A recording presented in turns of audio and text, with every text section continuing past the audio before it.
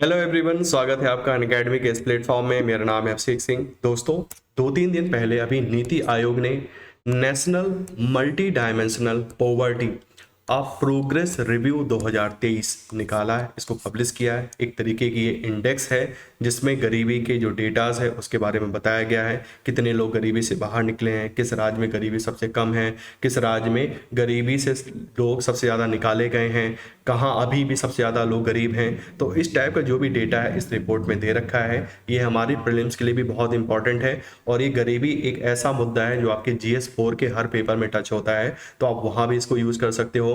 GS paper 5 और 6 जो कि आपका यूपी स्पेशल का है, उसमें भी आप इस डेटा को यूज़ कर सकते हो, क्योंकि इसमें मैं स्पेशली यूपी का जो भी डेटा है उसको भी डिस्कस करूंगा। तो ये ओवरऑल काफ़ी इंपॉर्टेंट सेशन है आप लोगों के लिए। इसमें जो भी डेटा दिया जा रहा है उसको कहीं नोट कर लीजिए, उसको याद कर लीजिए और अपने मेंस में उसको अच्छे से लिख के आइएगा, आपको नंबर बहुत अच्छे मिलेंगे। ठीक है। यदि कोई क्वेश्चन पूछा जाता है कि भाई गरीबी का क्या स्टैंडर्ड अभी, तो हम क्या देंगे, कुछ ना कुछ रिपोर्ट का सहारा दे के ही हम उस क्वेश्चन को अच्छा बना सकते हैं। इसलिए ये रिपोर्ट है काफ़ी इंपॉर्टेंट है आपके लिए, इसलिए इसको अच्छे से सुनिए। चलिए स्टार्ट करते हैं।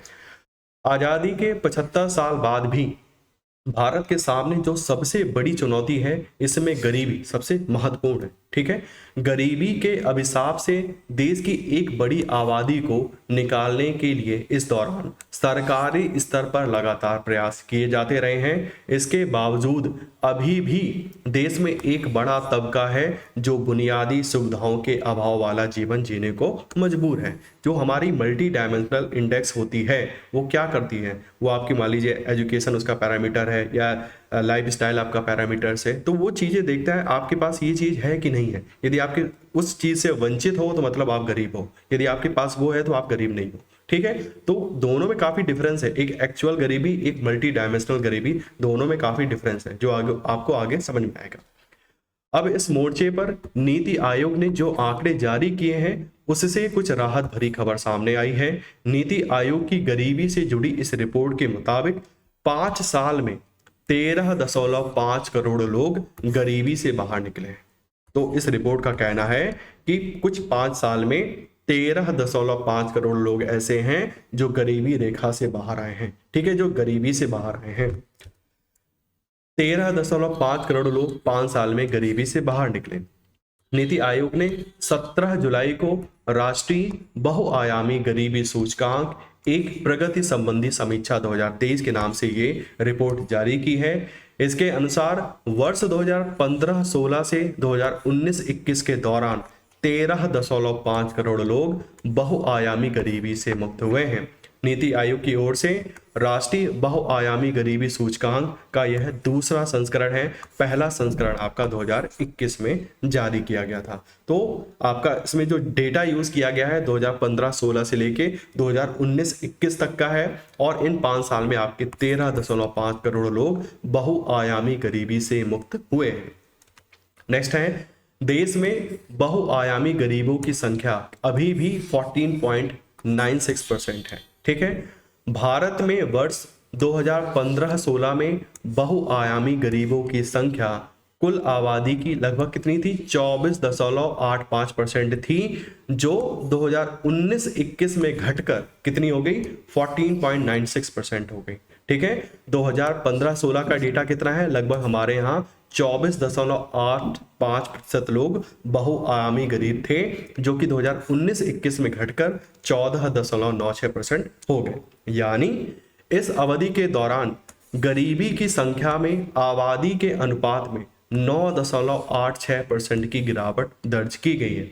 देश में करीब 15% आबादी अभी भी बहुआयामी गरीब है, जो कि एक चिंताजनक विषय है। ठीक है। अभी भी हमने देखा कि 14.96% अप्रॉक्सीमेटली 15% अभी भी बहुआयामी गरीब या मल्टी डायमेंशनल पॉवर्टी से ग्रस्त है।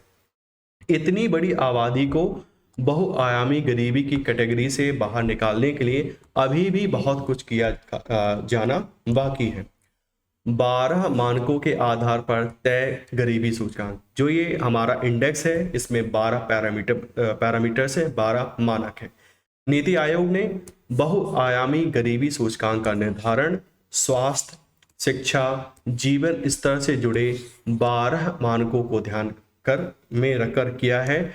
इन मानकों या पैमानों में संयुक्त राष्ट्र के सतत विकास लक्ष्य से जुड़े संकेतकों को शामिल किया गया है। इसमें पोषण, बाल और किशोर मृत्यु दर, मातृ स्वास्थ्य, स्कूली शिक्षा के वर्ष, स्कूल में उपस्थिति, रसोई गैस, स्वच्छता, पेयजल, बिजली, आवास, परिसंपत्ति और बैंक खाते शामिल हैं। ठीक है। नीति आयोग का कहना है कि देश में इन सभी मानकों पर इस अवधि के दौरान उल्लेखनीय सुधार हुआ है। नेक्स्ट है यूपी में संख्या के हिसाब से सबसे ज्यादा कमी। तो यूपी में संख्या के हिसाब से सबसे ज्यादा कमी पाई गई है। राज्यवार की बात की जाए तो उत्तर प्रदेश में गरीबों की संख्या में सबसे ज्यादा कमी आई है। इस अवधि में उत्तर प्रदेश में 3.43 करोड़ लोग गरीबी के अभिशाप से बाहर निकले हैं। इसके बाद बिहार से 2.25 करोड़ और मध्य प्रदेश से 1.36 करोड़ लोग गरीबी के कुचक्र से बाहर निकले हैं। नीति आयोग ने माना है कि बहुआयामी गरीबों की संख्या में सबसे तेज कमी कहाँ आई है? उत्तर प्रदेश में, फिर बिहार में, फिर मध्य प्रदेश में, फिर उड़ीसा में, फिर राजस्थान में दर्ज की गई है। नीति आयोग की रिपोर्ट से 36 राज्यों और केंद्र शासित प्रदेशों के 707 प्रशासनिक जिलों के लिए बहुआयामी गरीबी संबंधी अनुमान मिलते हैं। संख्या में भले ही यूपी में सबसे ज्यादा जो गरीबी घटी हो, लेकिन जनसंख्या के प्रतिशत के मामले में बिहार में सबसे ज्यादा गरीबी कम हुई है। तो आप इस चीज को बहुत अच्छे से याद कर लीजिए, हो सकता है इस पे ऑब्जेक्टिव क्वेश्चन भी बन जाए। ठीक है। संख्या के मामले में भले ही यूपी में सबसे ज्यादा गरीबी घटी हो, लेकिन जनसंख्या के प्रतिशत के मामले में बिहार में सबसे ज्यादा गरीबी कम हुई है। 2015-16 में बिहार की 51.89% आबादी बहुआयामी गरीबी के दंश को झेलने के मजबूर थी। वहीं 2019-21 के दौरान ये आंकड़े सुधरकर 33.36% हो गए हैं। मध्य प्रदेश के लिए आंकड़ा 20.63% और यूपी के लिए आंकड़ा 22.63% रहा था। ठीक है। इस प्रगति के बावजूद भी बिहार अभी भी आबादी के प्रतिशत के हिसाब से देश का सबसे गरीब राज्य है। इसके बाद आपका झारखंड है और मेघालय है, फिर उत्तर प्रदेश और मध्य प्रदेश का नंबर है। असम, छत्तीसगढ़, उड़ीसा, नागालैंड और राजस्थान आबादी के प्रतिशत हिसाब से 10 सबसे गरीब राज्यों में शामिल हैं। ठीक है। बिहार, झारखंड, मेघालय, उत्तर प्रदेश, मध्य प्रदेश, असम, छत्तीसगढ़, उड़ीसा, नागालैंड, राजस्थान, ये भारत के 10 सबसे गरीब राज्य हैं। नेक्स्ट है देश में केरल है सबसे कम गरीब राज्य। आबादी के प्रतिशत हिसाब से राज्यों और केंद्र शासित प्रदेशों को मिलाकर गरीबी के मोर्चे पर सबसे बेहतर पुडुचेरी है। ठीक है। यदि आप राज्यों की बात की जाए तो केरल नंबर 1 है। यदि आप यूटीज की बात करोगे पुडुचेरी है, लेकिन राज्य और केंद्र सबको मिला लो तो आपका पुडुचेरी नंबर 1 पे है। ठीक है। वहीं राज्यों में सबसे बेहतर स्थिति आपकी केरल की है, उसके बाद गोवा आता है और तमिलनाडु का नंबर आता है। नीति आयोग की ये रिपोर्ट स्पष्ट करती है अभी भी केरल ही देश का सबसे कम गरीब राज्य है, यानी यहाँ के नागरिकों का जीवन स्तर औसतन सबसे बढ़िया है। ग्रामीण इलाकों में गरीबी में तेजी से कमी। ठीक है। ग्रामीण और शहरी क्षेत्रों के बीच बहुआयामी गरीबी में असमानताएं अभी भी मौजूद हैं। ग्रामीण इलाकों में गरीबी का दंश ज्यादा व्यापक है। राहत की बात यह है कि शहरी क्षेत्रों के मुकाबले ग्रामीण इलाकों में इस दौरान गरीबी तेजी से घटी है। शहरी क्षेत्रों में गरीबी 8.65% से घटकर 5.27% हो गई है। वहीं ग्रामीण क्षेत्रों में गरीबी 32.59% से गिरकर आपकी 19.28% हो गई है।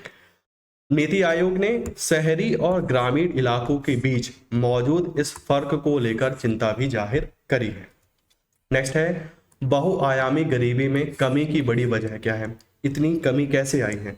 नीति आयोग ने माना है कि पोषण में सुधार, स्कूली शिक्षा के वर्षों, स्वच्छता और खाना पकाने के ईंधन की गरीबी को कम करने में महत्वपूर्ण भूमिका रही है।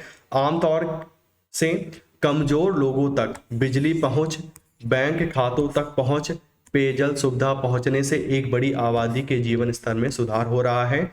बहुआयामी गरीबी सूचकांक के मोर्चे पर जो उल्लेखनीय प्रगति हुई है उसके लिए नीति आयोग ने सरकार की ओर से चलाए जा रहे कौन कौन से स्वास्थ्य कार्यक्रमों, स्वच्छ भारत मिशन और जल जीवन मिशन को महत्वपूर्ण बताया है। इसमें कहा गया है कि पोषण अभियान, एनीमिया मुक्त भारत जैसे कार्यक्रमों से स्वास्थ्य में अभावों को कम करने में मदद मिली है।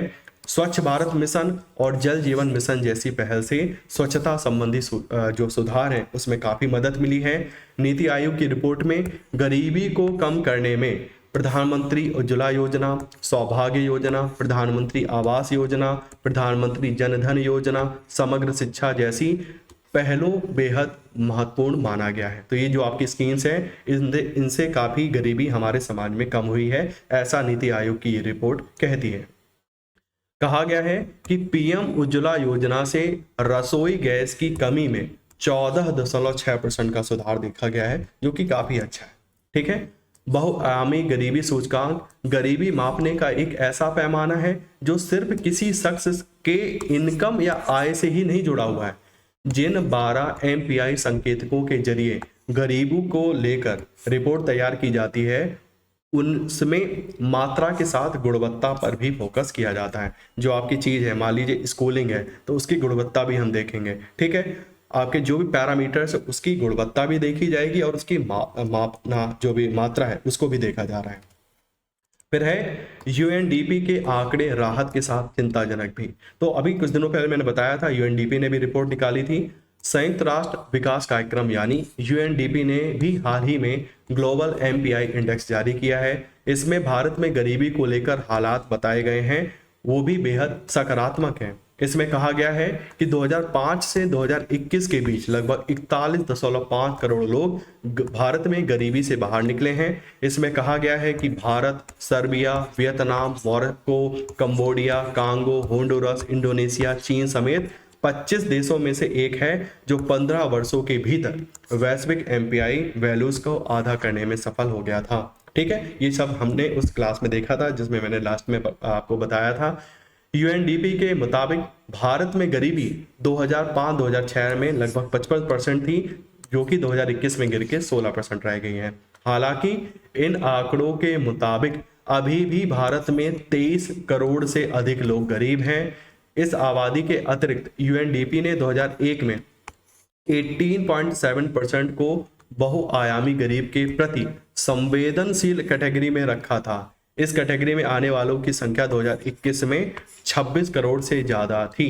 इस कैटेगरी ऐसी है जो गरीब नहीं है लेकिन गरीबी मापने के लिए अपनाए गए कई संकेतकों में वंचित हैं। ठीक है, जो हमारे पैरामीटर्स हैं उसके अलावा भी गरीबी है। ऐसा थोड़ा है कि हमारे पास बस इतनी चीज़ें आ गई तो हम गरीब नहीं रहे।